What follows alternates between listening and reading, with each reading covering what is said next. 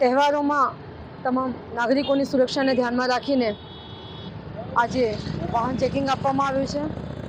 સાંજના 8:30થી મોડી રાત સુધી આ વાહન ચેકિંગ ચાલવાનું છે, જેમાં હાલ સુધીમાં ટોટલ 29 જેટલા પીધેલાના કેસ થયા છે, ડ્રંક એન્ડ ડ્રાઇવિંગના જે આપણે કહીએ છીએ.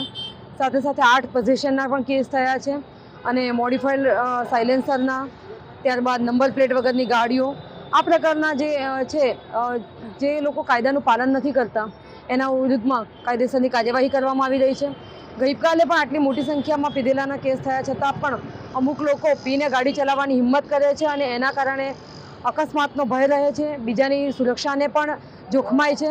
તો આ વસ્તુને ધ્યાનમાં રાખીને પોલીસ એકદમ કડક રીતના કાર્યવાહી કરી રહી છે અને હાલમાં પણ 29 જેટલા કેસ કરવામાં આવ્યા છે અને આ બધાની વિરુદ્ધમાં કાયદેસરની કાર્યવાહી કરવામાં આવશે અને એના વાહનો પણ ડિટેન કરવામાં આવશે અને આગળ કોર્ટમાં કેસ ચલાવવામાં આવશે.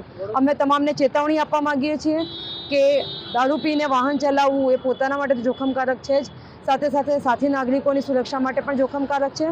જેથી કાયદાના અમલવારી કરો અને કાયદાના શાસનમાં રહો તો વધારે સારું રહેશે.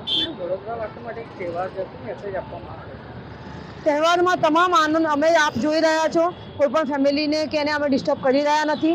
તમામે તહેવાર ઉજવવાનો છે. શહેરમાં ખૂબ સુંદર રોશની કરવામાં આવી છે, એને લઈને શહેરીજનો, બાળકો અને સિનિયર સિટીઝન સાથે ફરવા નીકળે છે. અમે એમની સુરક્ષાને ધ્યાનમાં રાખીને જ આ પગલું લીધું છે. એને ફેસિલિટેટ કરવા માગીએ છીએ, પરંતુ અસામાજિક તત્વો કે જેઓ કાયદાનો ભંગ કરે છે એમની શાન ઠેકાણે લાવવા માટે આ વાહન ચેકિંગ ચાલુ રહ્યું છે.